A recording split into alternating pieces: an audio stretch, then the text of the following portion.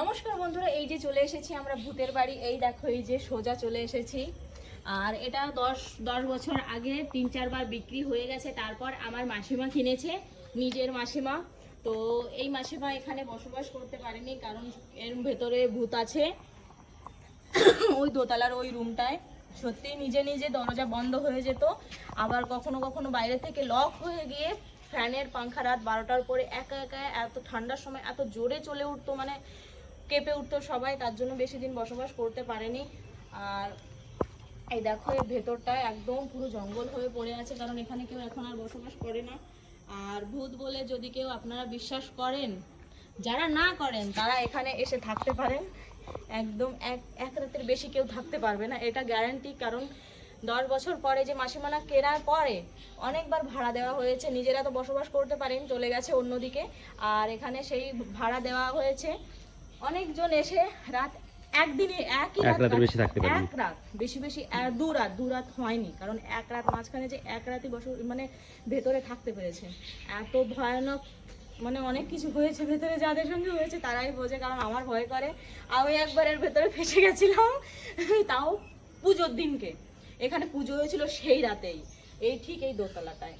আর আরো যা যা হয়েছে যেটা আমি জানি না, সেটা আমি আমার মায়ের কাছে শোনাবো আপনাদেরকে সবাইকে। মা আছে বাড়িতে, আপনারা প্রথমে দেখে নিন ঘরটা, আসলে আশেপাশেটা দেখে নিন। অনেক বড় জায়গা, যদি আপনারা কিনতে চান আশেপাশের দাম থেকে অনেক কম দামে আপনারা নিতে চাইলে চলে আসতে পারেন।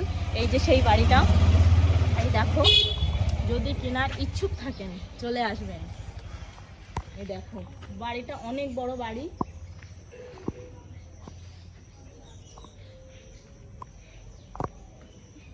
আসো, ওইদিকে দেখতে পারো ওখান থেকে। এই যে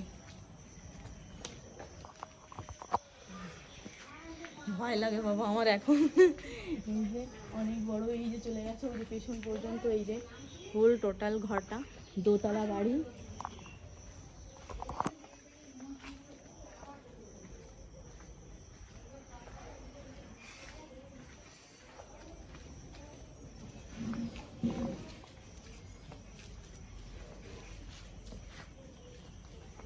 তো এই যে সেই বাড়িটা। এবার আর যা যা কিছু আমি না জানি বা আমি মানে আমার পরিবার না জানে, সেটা আপনাদেরকে জানাবো। তো চলো মায়ের কাছ থেকে, কারণ এখানে আমার বিয়ে হয়ে গেছিলো, তারপরে আর কি কি হয়েছে কি হয়নি সেটা জানি না।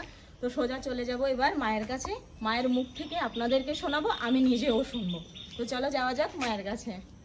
দেখুন বন্ধুরা, 2011 সালে এই বাড়িটা বানিয়েছিল। ওখানে লেখা আছে, দেখতে পারবে ফলকে লেখা আছে যে 2011 সালে বাড়িটা বানিয়েছিল। সেখান থেকে ওরা 1-2 মাস এই বাড়িতে থেকেওছে, অনেক কষ্ট করে থেকেছে, যে এত টাকা নষ্ট করে এত টাকা দিয়ে বাড়িটি বানিয়ে কিছুদিন থাকবো বাড়িটিতে, কিন্তু থাকতে পারেনি ওরা। 1-2 মাস খুব কষ্ট করে থেকেছিল, তারপর ওরা বাড়ি ছেড়ে চলে যায়। তখন থেকে বাড়িটি খালি এইভাবেই পড়ে আছে।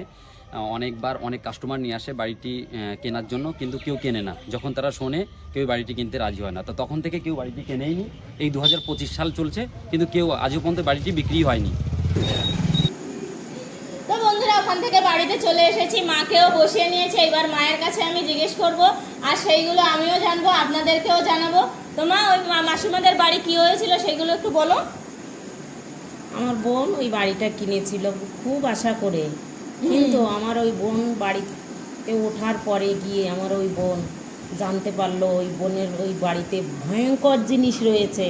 ও ভীষণ ভয় পেয়ে গেছে। হঠাৎ করে আমার ওই বোনের ওই পাংখা চালু হয়ে যায়, তারপরে রাত্রবেলায়। হ্যাঁ, কি হয়েছে দেখে গিয়ে পাংখাটা চালু হয়ে গেছে। কে চালু করেছে খবরই পায় না, বাইরেও কাউকে দেখতে পাইনি না, ভেতরে ভেতরে তো কেউ বন্ধই করবে না। বাইরে গিয়ে মাসিমা দেখেছিল, এদিক ওদিক দেখলো কেউ নেই।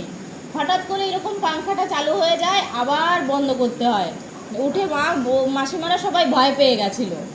আর ওই বাড়িটা কেনার পরে আমার বোনের খুব অশান্তি হচ্ছে, সংসারে কোনো শান্তি নেই। আর সোনা হারিয়ে গেছে, কম করে 6-7 ভরি সোনা বাপের বাড়ি যাচ্ছিল নিয়ে, সেই কোটো ধরেই হারিয়ে গেছে। আর ওই বাড়িটা কেনার পরে ওর কোনো উন্নতির লক্ষণ নেই। লাস্টে ওই বাড়িটা যখন ছেড়ে অন্য বাড়িতে গেছে, তখন আমার ওই বোনের শান্তি এসেছে। কিন্তু ওই বাড়িতে কিছু না কিছু আছে। ওই বাড়িতে সত্যি ভূত আছে? হ্যাঁ তাই? হ্যাঁ। তো ওই বাড়িতে যে ভাড়া গেছিল তারা কদিন থেকেছিল?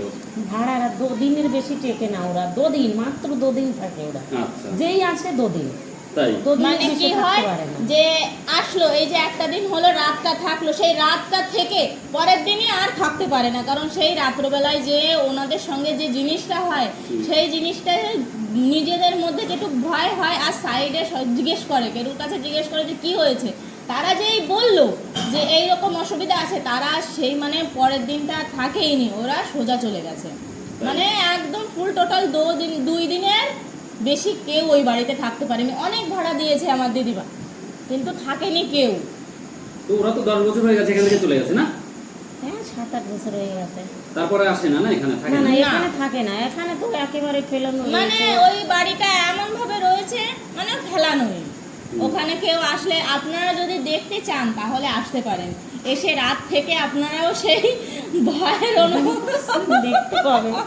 সেই বাড়ি ভয়- বিক্রি করার জন্য তো বলে, তা সে বাড়ি বিক্রি করার জন্য বলে, কিন্তু কোনো খরিদ্দারই আসে না। কেউ নিতে আসে না, কারণ সেই জিনিসগুলো ওনাদের আশেপাশের লোকে যে বলে দেয় বা যে কোনো ভাবে আমরা- জানতে পারে, জানতে পারলে আর সে বাড়ি আন কেনা সেই আমরা লাস্টে জানা গেল যে ওই বাড়িতে নাকি কে একটা গলায় দড়ি নিয়ে মারা গেছিল, ওই বাড়িতে কিছু না কিছু আছে, সে চলাফেরা করে ওই বাড়িতে। ওই বাড়িটা ওই এখন তার। বাড়িটার রানী হচ্ছে সে, কেউ টিকতে পারবে না, ও একাই থাকবে, কিন্তু ভীষণ ভয়ঙ্কর ছিল।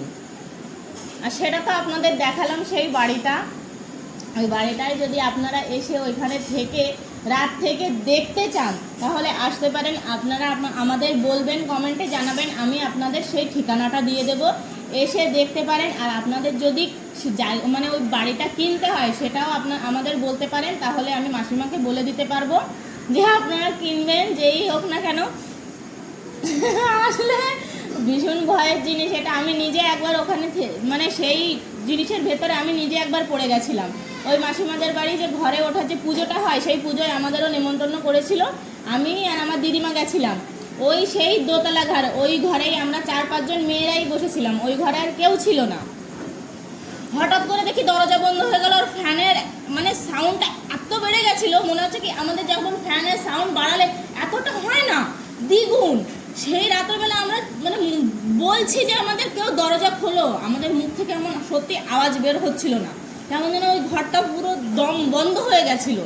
দেখো এখন আমার সেই দিনগুলো মানে মনে পড়লে আমার যে গায়ের কাটা সেরে উঠছে, এটা সত্যি। সে তারপরে অনেকক্ষণ পরে নিচে আমার দিদিমা খুঁজে পাচ্ছিল না, তারপরে উপরে এসে দেখে কি লক করা, তারপরে সে লকও খুলতে পারছিল না, গিয়ে মাসিমার কাছ থেকে চাবি এনে তারপরে লক অনেকক্ষণ ধরে খুলছে, সেই চাবি কেমন হলো, সে চাবি না, সেই ঘরে মানে তালার। তারপর অনেক চেষ্টা করার পরে অনেকক্ষণ পরে সেই তালাটা খুললো, আমরা তারপরে আর ওই ঘরেই যাইনি। তো তারপরে তো আর জানতাম না, এই যে মা বললো মাসিমার সোনা হারিয়ে গেছে, অনেক সোনা, 7-8 ভরি সোনা, না 7-8 ভরি সোনা কৌটোর সমেত হারিয়ে গেছে, আর পেলই না এই পর্যন্ত। আমার বোন তো না বাঁচার মতন হয়ে গেছিল, ওই পাগল সোনা হয়ে গেছিল। 7-8 হারিয়ে ভরি সোনা যাওয়ার মানে তো পরে। কম না বাবা, অনেকটা সোনা কিভাবে হারিয়ে গেল বুঝতেই পারেনি। মাসিমা একদম পাগলের মতো হয়ে গেছিল। এই বাড়িটা ছাড়ার পরেই মাসিমা যা হোক একটু উন্নত হয়েছে। এই বাড়িতে যদি থাকতো সত্যি একদম মানে অবস্থা খারাপ হয়ে যেত মাসিমার। তো এই পর্যন্তই। আপনারা যদি কেউ আসতে চান তো চলে আসতে পারেন, দেখতে পারেন। আমার ভিডিওটা ভালো লাগলে লাইক, শেয়ার অ্যান্ড সাবস্ক্রাইব করে দেবেন।